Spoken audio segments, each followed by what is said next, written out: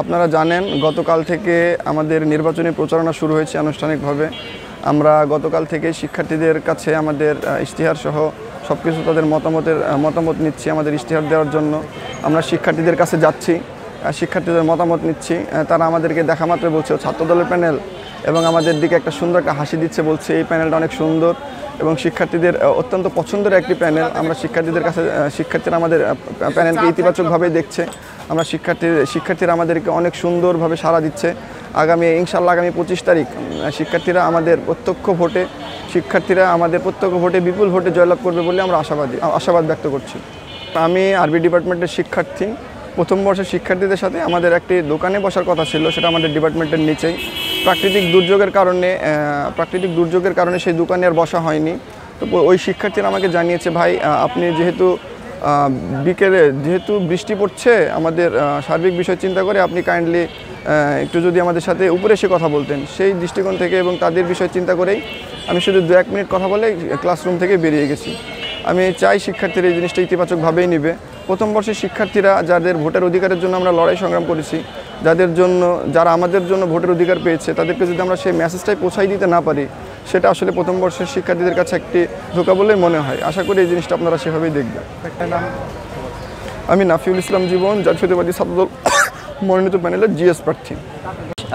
আমি ইসলামী শাসনতন্ত্র ছাত্র আন্দোলনের পক্ষ থেকে সচেতন শিক্ষার্থী সংসদের প্যানেল থেকে জিএস পদপ্রার্থী। আমার ব্যালট নম্বর 8। আজকে দ্বিতীয় দিনের ন্যায় আজকেও আলহামদুলিল্লাহ ভালো সাড়া পাচ্ছি।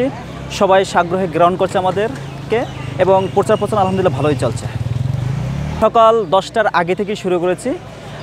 সকাল 9:30টার দিকে আমরা আমাদের প্রচারণা শুরু করছি। এখন সকলের কাছে ভোট দিবে আমাদের আদর্শ দেখে, আমাদের কাজ দেখে, আমাদের যোগ্যতা থেকে।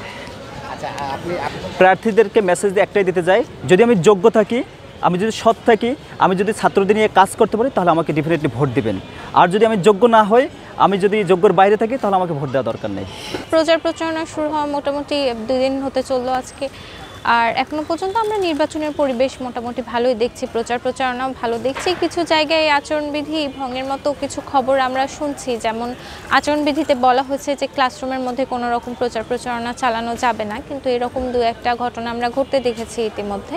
আমরা মূলত সর্বজনীন শিক্ষার্থী সংসদ এই বিষয়ে খুবই সিনসিয়ার থাকছি, যেন কোনোভাবে আমাদের দ্বারা আচরণবিধি লঙ্ঘন না হয়, এটা মেনটেন করে আমরা আমাদের প্রচারণা চালাচ্ছি যত দূর পারা যায় আর কি।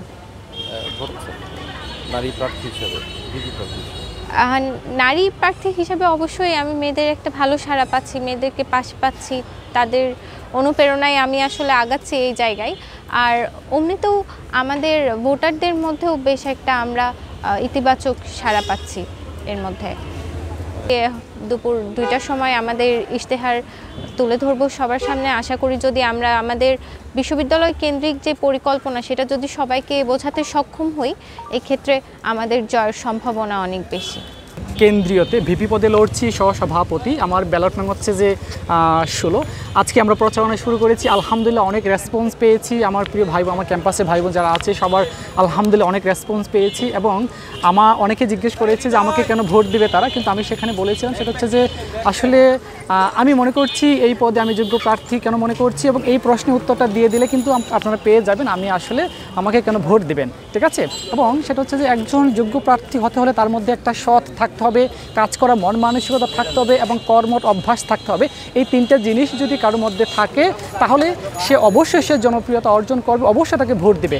আমার মেইন কাজ হচ্ছে, যেহেতু রাকসু হচ্ছে একটা ছাত্রদের কল্যাণে কাজ করে, এই জন্যে যেহেতু ছাত্র বান্ধব একটা রাকসু, সেক্ষেত্রে আমি যদি ছাত্রদের কল্যাণে কাজ করি, সেক্ষেত্রে আমি যদি তাদের অধিকার আদায়ের লক্ষ্যে কাজ করি, সেক্ষেত্রে তারা আমাকে অপছন্দ করার কোনো প্রশ্নই ওঠে না। অবভিয়াসলি তারা আমাকে পছন্দ করবে। সবাইকে অসংখ্য ধন্যবাদ। আমাদের মূল মেসেজ হচ্ছে, প্রথমত আমাদের প্যানেলটা ইনক্লুসিভ। এই মেসেজটা আমরা দিচ্ছি, কারণ এটা অন্য কারো ক্ষেত্রে সেভাবে হয়নি। এবং হচ্ছে সকল পদের ক্ষেত্রে আমরা যোগ্যতম ব্যক্তিকে বাছাই করে নিয়েছি। শুধু শিবির করে বা শিবির না করে, এগুলো ক্রাইটেরিয়া থেকে আমরা যেই পদের জন্য যে যোগ্য তাকে বাছাই করে নিয়েছি। উদাহরণ হিসেবে বলতে পারি, এই যে সাহিত্য সম্পাদক পদে আমার পাশে আছেন ইমরান লস্কর ভাই, উনি সাহিত্য কেন্দ্রিক অনেক লেখালেখি ইতিমধ্যে করেছেন, ওনার বইও প্রকাশিত হয়েছে। এভাবে সাংস্কৃতিক সম্পাদক পদে যারা সংস্কৃতির ক্ষেত্রে বিভিন্ন গোষ্ঠীতে আয়োজন বিভিন্ন গোষ্ঠীতে পরিচালনা করেছেন, নানা আয়োজন ক্যাম্পাসে রেখেছেন, তাদেরকে রেখেছি। এভাবে ইনক্লুসিভ বা যোগ্যতম ব্যক্তিদেরকে রেখেছি। আর আরেকটা ব্যাপার হচ্ছে যে আমরা সৎ, দক্ষ এবং যোগ্য এই তিনটা ব্যাপারকে আমরা প্রায়োরিটি দিচ্ছি। যে সততার ক্ষেত্রে আমরা অনড় থাকবো, আগেও যেরকম ছিলাম, এবং প্রথম থেকেই আমাদের নানা আয়োজনগুলো শিক্ষার্থীরা যেহেতু দেখে আসছে ঢাকা বিশ্ববিদ্যালয়, জাহাঙ্গীরনগর এবং রাজশাহী বিশ্ববিদ্যালয়ে, তারই প্রতিক্রিয়া হিসেবে সকল শিক্ষার্থীরা আমাদেরকে আমি মনে করি ভোট দেওয়ার ক্ষেত্রে প্রিফার মনে করছে। তারা সবাই যে ছাত্র শিবিরের জনশক্তি এরকম না, তারা ছাত্র শিবিরকে ভালোবেসেই ভোট দিচ্ছে। আচ্ছা, ইনক্লুসিভ বলছি এ কারণেই, কারণ আমি ভিপি হিসেবে এখানে ছাত্র শিবিরের সভাপতি যেরকম আছি, জিএস হিসেবে আমরা আবার রেখেছি জুলাই আন্দোলনের একজন সমন্বয়ককে। আমরা চাইলেই আমাদের জনশক্তিকে বা শিবির করে এরকম ছাত্রদেরকেই জিএস রাখতে পারতাম। মূল তিনটা পদেই আমরা বৈচিত্র্য রেখেছি। আবার এজিএস রেখেছি এমন একজন ব্যক্তিকে যে ছাত্র শিবিরও করে, আবার ক্লাব অ্যাক্টিভিস্টও। তারপরে বিভিন্ন নিচের পদগুলোতে আপনারা দেখবেন, আপনারা জুলাই আহত একজনই ছিল আমাদের এখানে, দীপ মাহবুব। ওনার চোখ সহ আপনারা দেখেছেন পুরো এক সাইড নষ্ট হয়ে গেছে, ওনাকে আমরা রেখেছি। তারপরে ভিন্ন ধর্মাবলম্বী ভাইদেরকেও রেখেছি, তারপরে নারী শিক্ষার্থীদেরকে রেখেছি। এভাবে সব মিলে আমরা ইনক্লুসিভ করেছি। নাট্যকার রেখেছি, তারপরে কবি রেখেছি, সাহিত্যিক রেখেছি, বিভিন্ন ক্লাব অ্যাক্টিভিস্ট রেখেছি, সব মিলে পুরো প্যানেলটা ইনক্লুসিভ করেছি। 3 জন আছে মূল প্যানেলে, 3 জন নারী শিক্ষার্থী আছেন। হ্যাঁ, অমুসলিম অর্থাৎ সনাতন ধর্মাবলম্বী শিক্ষার্থী একজন আছে, সুজন চন্দ্র নাম, কার্যনির্বাহী সদস্য পদে আছে।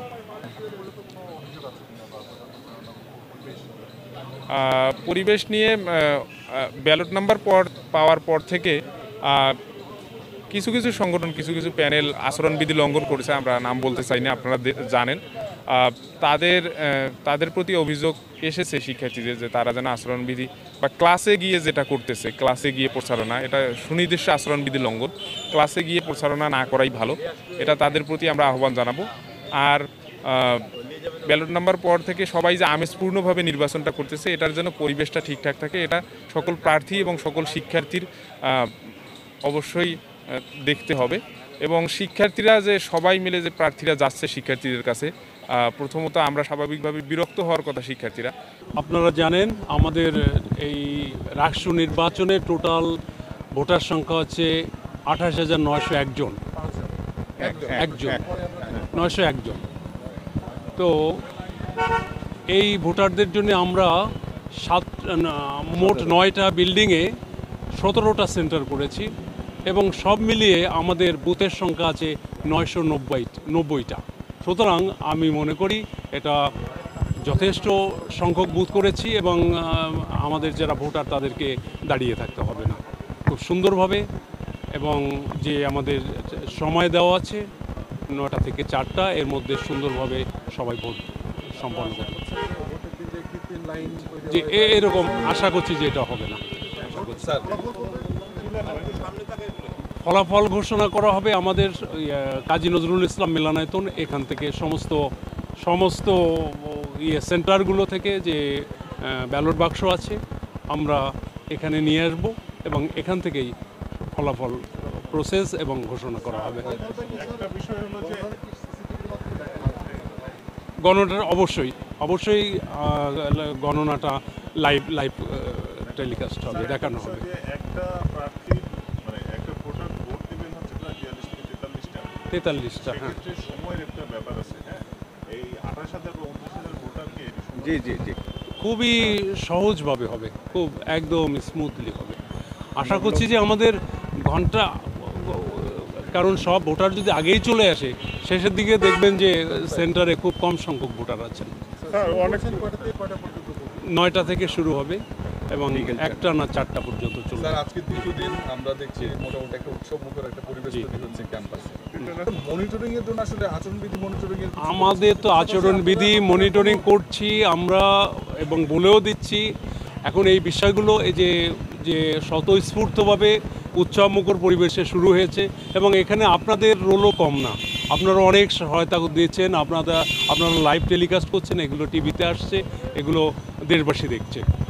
তারপরে কিছু বিষয় আছে এগুলো আসলে সবসময় কোনো একটা প্রার্থী কিছু ছাত্রদের বসে চা খাওয়ালো, তাদের বন্ধুদের চা হলো, এটাতে মিডিয়াতে আসার কথা নেই, এগুলো তাদের ব্যক্তিগত বিষয়। এবং এখানে আমাদের এই শিক্ষার্থীরা এরা তো এদের তো আলাদা কোনো ইনকাম সোর্স নেই, সুতরাং এরা যেভাবে করছে ওদের লিমিটেশনের মধ্যে বাসা থেকে যে খরচ দেয় তা থেকেই করছে। তো আনুষ্ঠানিক কোনো অভিযোগ আমি পাইনি। এটা বলে দেওয়া তো মুশকিল। এটা একজন ছাত্র না, আমাদের কাছে তো এইটা যখন প্রার্থী হয় এদের কোনো ট্যাক্স ফাইল নাই, এদের কোনো ইনকাম সোর্স আমাদের কাছে জমা দেয় নেই যে যার বেসিসে আমরা নির্ধারণ করে দেব যে এত টাকা খরচ করা যাবে।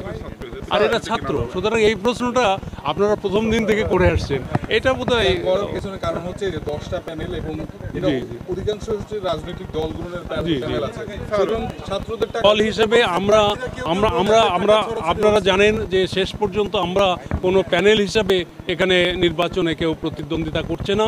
আমরা প্রত্যেকটা পদের এগেনস্টে আমরা লটারি করেছি এবং ইন্ডিভিজুয়াল হিসেবে সবাই এসছে।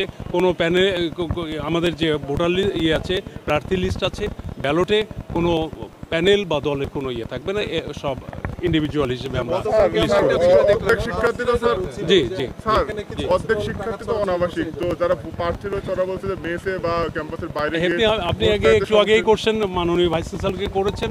তো এখন আমাদের যারা আছে ক্যান্ডিডেট আছে তারা যাবে, তারা তাদেরকে খুঁজে বের করবে। এটা তো প্রার্থীদের একটা আনন্দের বিষয় যে সব জায়গায় ঘুরবে, আনন্দ দল বল নিয়ে ঘুরবে একসঙ্গে, এটা ইলেকশনে একটা আলাদা বাড়তি মজা। ধন্যবাদ সবাইকে। এখন আমরা ইন্টেলিজেন্সের কাজগুলো করতেছি, আমাদের গোয়েন্দা টিম কাজ করতেছে, এখানকার পরিস্থিতি কি বা কারা কি হচ্ছে না হচ্ছে আমরা এগুলো এখন দেখতেছি। আমাদের এখন ফুল প্লেজ যে ডেভেলপমেন্টটা এটা আমরা হবে আমাদের নির্বাচনের আগের দিন। আচ্ছা আচ্ছা, আমরা সেজন্য আমরা পুরো ইউনিভার্সিটি, যেহেতু একটা ইউনিভার্সিটি আয়তনটা অনেক বড়, অনেক রাস্তাঘাট আছে, অনেক প্রবেশপথ আছে পিছনের সামনে, আমরা পুরোটা দেখি করতেছি। দেখি করে আমরা সেন্টার কেন্দ্রিক আমরা একটা নিরাপত্তা বলয় তৈরি করব, তারপরে বাইরে আউটার একটা করণ থাকবে, আমাদের কিছু আমাদের টিকেট থাকবে, হ্যাঁ মোবাইল থাকবে, এগুলো আমরা পরিকল্পনা করার জন্য আমরা পুরো এলাকাটা আগে ঘুরে দেখতেছি।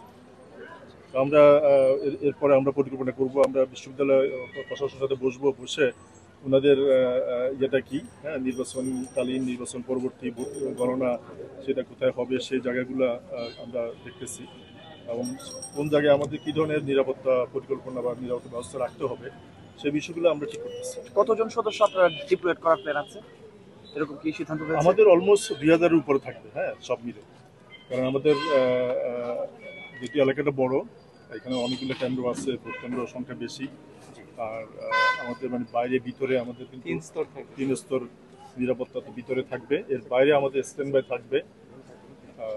মোটামুটি আমাদের পুলিশের বাইরেও আমাদের আরও অন্য এজেন্সি আছে যারা আছে, তারাও কাজ করবে। তো আমরা সেটা এখন ইয়ে করার জন্য আমরা এখন বিষয়গুলো আমরা দেখতেছি, সরজমিনে দেখে কোথায় কী ধরনের আমাদের ডেভেলপমেন্ট লাগবে, কোর্সের চাহিদাটা আমরা ঠিক করতেছি। ব্যাকআপ তো আমাদের থাকবে, আমাদের স্ট্যান্ড বাই, আমাদের পুলিশ লাইনে স্ট্যান্ড বাই ফোর্স থাকবে, আমাদের থানায় স্ট্যান্ড বাই ফোর্স থাকবে, এর বাইরে আমাদের যেখানকার অন্য জেলা এনফোর্সিং এজেন্সি আছে, আমাদের র্যাব আছে, হ্যাঁ আমাদের বিজিবি, অন্য এপিবিএন আছে, তারাও থাকবে। তো সব মিলিয়ে মোটামুটি নিরাপত্তার জন্য যা ব্যবস্থা নেওয়ার আমাদের আমরা সবই নিই।